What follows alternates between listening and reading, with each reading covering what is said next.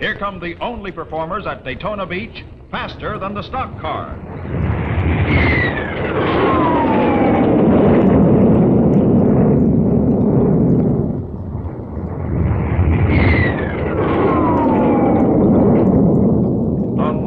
Crowd of auto racing fans in Daytona history have gathered to see the climax of 2 weeks of automotive safety and performance trials. Trials which saw nearly every stock car performance record smashed. In salute, the Air Force crashes the sound barrier as racing stock cars prepare once more to smash records on the sands of Daytona. The sands of Daytona, the world's most famous beach. 50 weeks a year, this Florida resort town basks in sunshine and listens to the quiet sounds of the surf.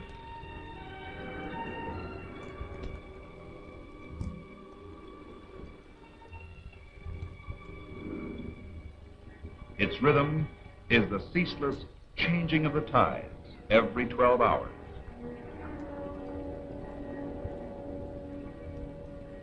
The Atlantic scours the wide, smooth beach with the pressure of 1,000,000 tons of water and suspended sand. At high tide, the sand is dropped before the surf retreats. The cycle repeats through countless sunsets.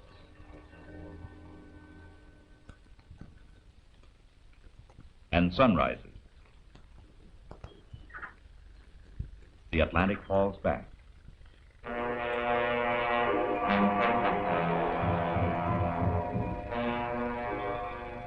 The sand dries and becomes a great natural superhighway, 200 feet wide, 20 miles long. 50 weeks each year, the cycle is undisturbed. Then, one day, as the surf falls back, men can be seen resetting old markers, laying cables, measuring carefully from one cable to another. Exactly 1 mile.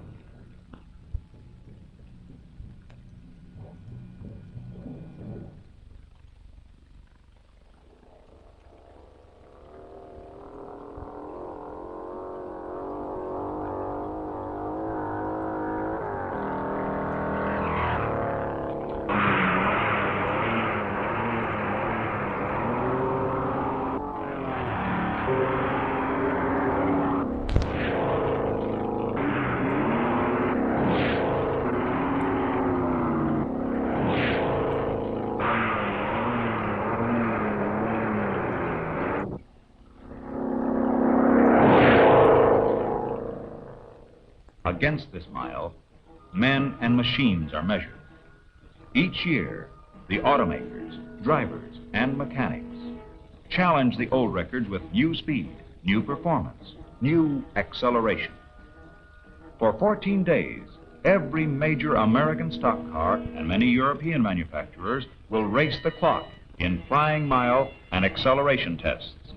When time trials are over, these stock cars will compete against each other on the famous 4-mile beach and road course, all supervised by NASCAR, the National Association for Stock Cars. But first, attention centers on the flying mile test for Class 5, Ford, Plymouth, and Chevrolet. All cars in showroom condition, nothing altered, strictly stock. There's Paul Goldsmith at the starting line, his V8 Chevrolet tuned by Smokey Yunick, Daytona garage owner and top mechanic. He has a 2-mile run to gather speed before hitting the time track. Goldsmith's southbound run is 138.2 miles an hour. A steady stream of Fords, Plymouths, and Chevrolets roars south on the beach, then turn. It has to be a 2-way run to be official. Goldsmith, heading into the wind, hurtles north. His 2-way average, 131 miles an hour. Goldsmith tops Class 5. The heavyweights now. Class 6 for bigger cars. Pontiac, Mercury, Oldsmobile, Buick. The hard-packed sand is right for running, and spectators are dazzled by the showroom equipment. At the starting line, a Pontiac, brought to Daytona by a young man who's already set the racing world on its ear by owning the cars which won the last two Indianapolis 500-mile classics. John Zink, who usually hires professional drivers, is testing it out himself in a one-way, unofficial run.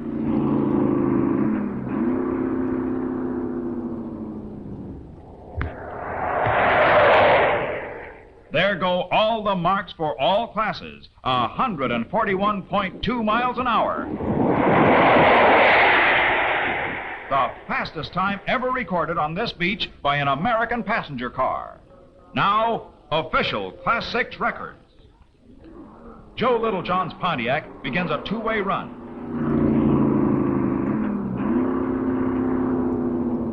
He averages 131.7 miles an hour. Fastest official Class 6 time. Jim Stonebreaker away.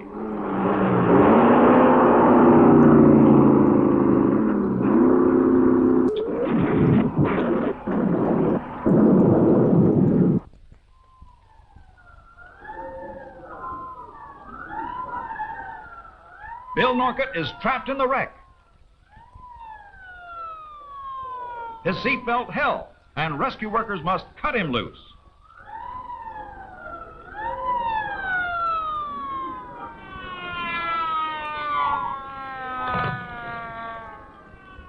He's on his feet, walking away. That car was traveling better than 130 miles an hour when it went out of control. The beach is closed for the day. All other cars flagged out of the trap that nearly caught Bill Norcott. When flying mile runs are completed, the measured mile is readied for acceleration tests for all classes. Accelerating from a standing start through a full mile run is a tough performance test for any car. Ray Nichols, chief mechanic for two Pontiac entries, waits his turn with Pat O'Connor, famed Indianapolis racing driver. O'Connor's visiting here, watching stock cars perform. Class 7, engines 350 cubic inches and over. Brewster Shaw in the Chrysler 300C accelerates from a standing start through the measured mile to average 86.8 miles an hour, breaking his own record of a year ago. The go signal for Class 6. Stonebreaker, in a Pontiac, roars away to average 85 miles an hour, first in his class. Joe Littlejohn, in another Pontiac, averages 84 miles an hour, second fastest. When time trials end, 30 new marks are in the record books. Attention switches now to the official inspection station. First stop for the Grand National contenders. This is the first competitive event for the new models, and inspection will be as rigid as ever. Before any stock car is allowed on the beach to qualify for the race, it must be certified stock by NASCAR inspectors. Only modifications to promote driver safety are permitted. But no car may come to the starting line unless every part meets specifications issued at the beginning of each model year by the manufacturer and is in production for sale to the general public. Micrometer inspection assures the contestants and public that these are truly stock automobiles. After approval, NASCAR inspectors seal each engine and transmission. These seals must be intact after the race is over.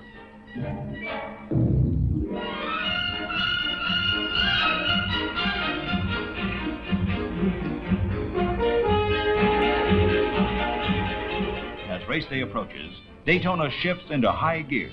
Thousands of race fans pour in. Motels along the 23-mile beach drive hang out the "Sorry, no vacancy" signs. The only empty beds belong to mechanics who work around the clock getting the cars ready for the big race. Some teams have come 3,000 miles from California, bringing cars on giant haulaways.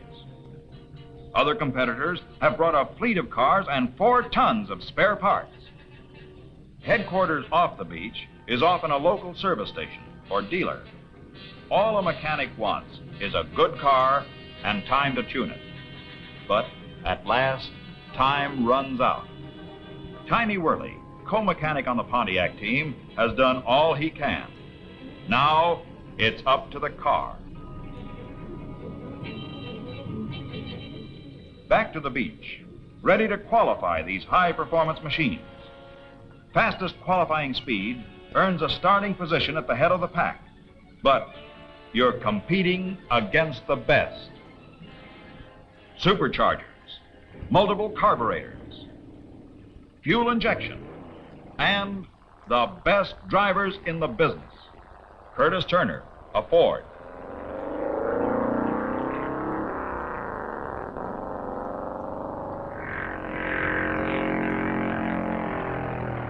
A 118 miles an hour. Paul Goldsmith, Chevrolet.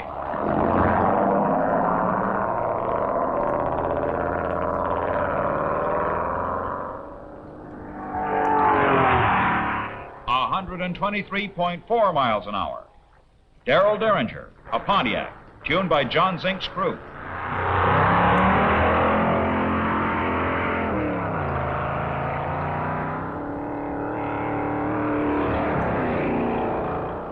Zink himself checks the official timing.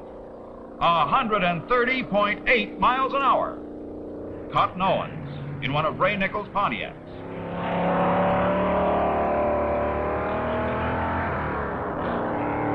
132.1 miles an hour. Banjo Matthews, the other Nichols Pontiac.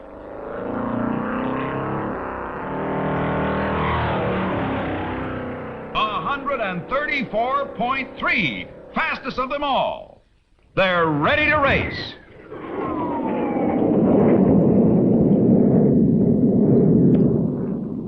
The pace lap of the Grand National Beach and Road Race.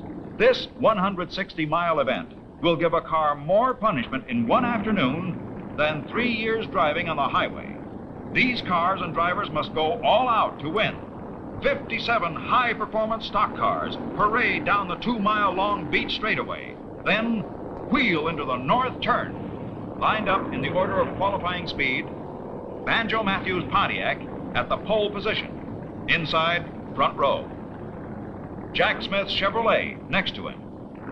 Cotton Owens' Pontiac in the second row, running next to Fonty Flock's Mercury.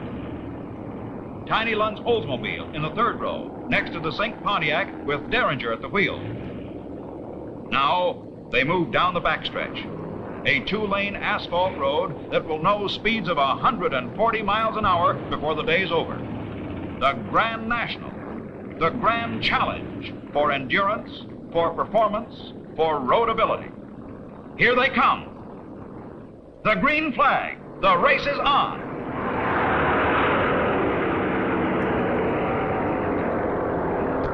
Through the south turn, Banjo Matthews in Pontiac number 8, first car off the turn, booming down the beach straightaway. The pace car gets out of the way as Matthews shows his speed.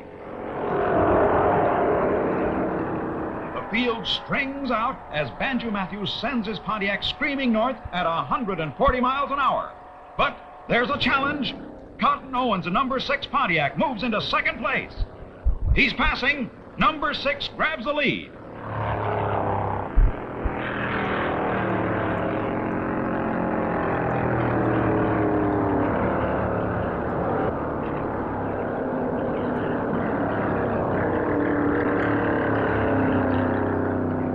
Down the backstretch, Pontiac number 85 moves into second place.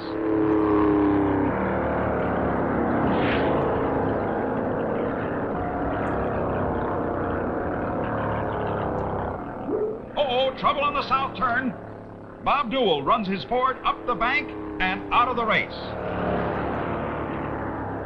The leaders hit the beach together.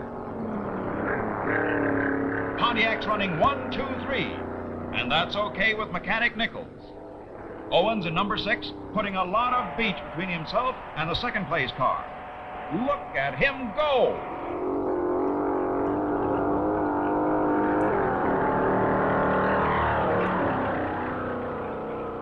Coming fast through the pack from 20th starting position, Paul Goldsmith's Chevrolet.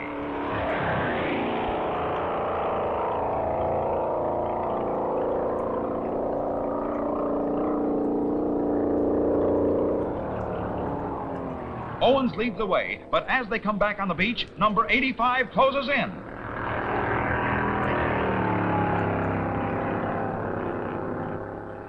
Uh-oh, there's a spin, and another. Number 85 slams into the spinning car. That's all the racing he'll do today. Another car in trouble. Paul Goldsmith coming through. Just look at that man drive. Tiny whirly stopwatches show Goldsmith is gaining 1.5 seconds each lap. Pocket radios tuned to the race broadcast keep the Pontiac crew informed. Owens Pontiac is meeting the challenge, lapping the field at an average speed of 106 miles an hour, a new record. Goldsmith moves up to second place.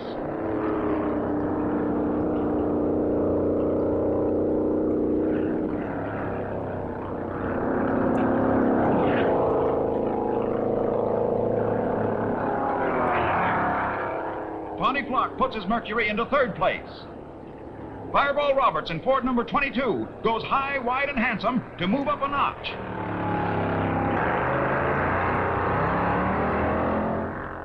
Goldsmith is closing in.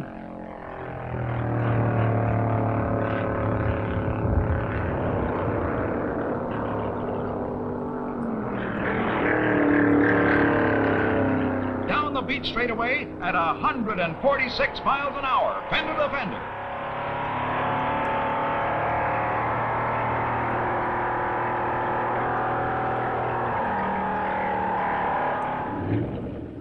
Look out! Fast cars coming through.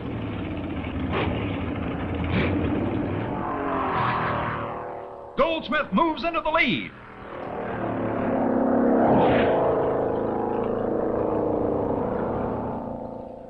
Bonnie Flock heads for his pit. That crew has to work fast. Time spent in the pits is counted against the driver, and split seconds count. The engine is checked. Gas tank filled. And Fonty is ready to roll in 30 seconds. That's some service station. The Pontiac crew signal Owens to a pit stop. Owens in number 6 has taken back a split-second lead from Goldsmith's number 3. Them Svajan in trouble. He forgets the race driver's first rule. When you get to the end of the straightaway, turn left. Hey, where is everybody? Owens roars into the pits. After 90 record-shattering miles, only 12 seconds ahead of Goldsmith.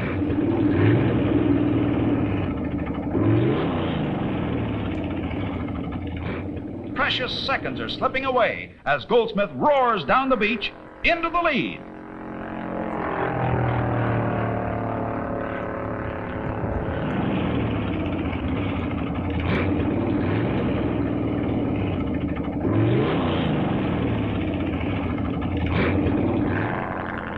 "71 seconds and on his way, second place."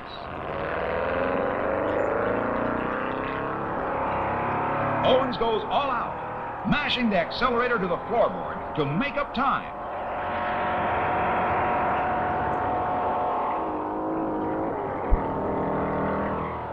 Goldsmith leads, giving his car a jolting ride to stay in front. Owens, two-time winner at Daytona, knows the beach like the back of his hand. His car responds beautifully as he roars through the north turn, 40 seconds behind. Goldsmith Chevrolet will have to pit soon. The old pro, Fonty Flock, makes those years of racing experience work. He's only 13 seconds behind Owens. Goldsmith, still in the lead, heads to his pit for fuel and a mechanical check. He's been giving that car a bone-shaking ride. Owens is racing against the clock. And mechanic Nichols wonders, if these cars can stand this pace, they'll stand anything. Only 16 laps to go. Goldsmith back in the race after a 44-second pit stop. Here comes Owens, still 18 seconds behind.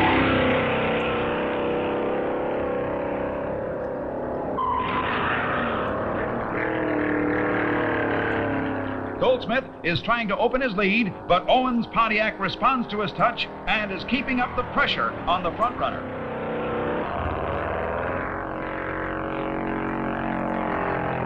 Goldsmith is fast, but Owens is narrowing the gap. 35 miles to go.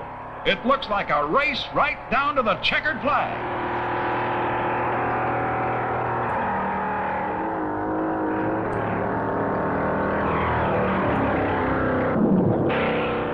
Uh-oh, it looks like Goldsmith might be in trouble.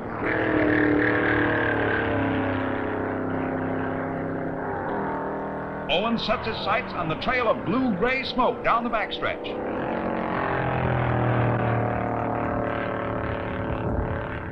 Goldsmith is losing speed.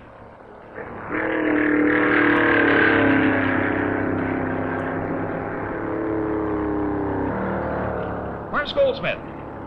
The stopwatches show he must be slowing down. Goldsmith limps to his pit. He may be out of the race. Owens, in number 6 Pontiac, takes first place. Smokey Yunick lifts the hood. Goldsmith's burned a piston. Maury Rose, famed Indianapolis winner, breaks the news to Goldsmith. Only a sportsman can take this much disappointment with a smile. But Bill Stropp, Mercury team manager, isn't ready to concede anything yet. Fonty Flock in position 3 might be able to close the gap. Smooth and steady, Flock finds the easy way around. He's been in enough races to know that the leaders can burn themselves out in the last few laps. Fireball Robert shows the form and style which makes him a threat in any race.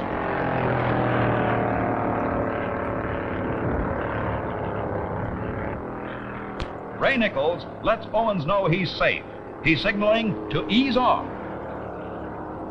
But Owens isn't through racing. He's going the distance at top speed. His average speed is better than 101 miles an hour. And his Pontiac is responding magnificently to every demand.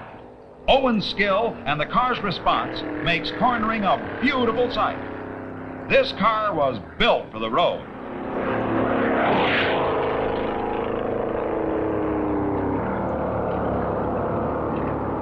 One lap to go. Here's real sportsmanship at Daytona as one master mechanic congratulates another. Cotton Owens is completing the last lap.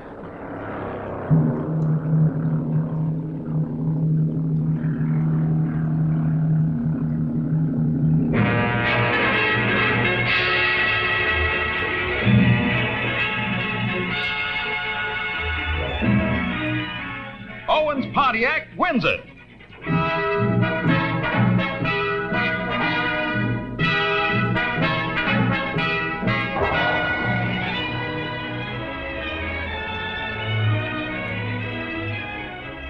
A triumphal turn down the backstretch into the south turn for the last time.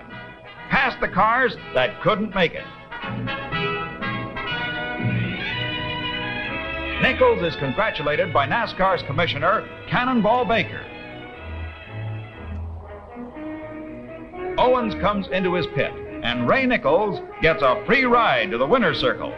Driver, mechanic, and car. A team that beat the best competition could offer. Owens' average speed was 101.6 miles an hour, a new record for the Daytona Road and Beach Course. Fantastic power on the straightaway, plus ruggedness and smooth handling through the hairpin turns, proved to be the winning combination. In addition to prize money, Cotton Owens receives the Harley Earl Trophy, presented by Mr. Earl, Vice President of General Motors, as Mr. S.E. Knudsen, General Manager of the Pontiac Division, looks on. Cotton Owens, stock car racing's answer to jet planes. His new record will stand through the year as a challenge to all who face the sand barrier.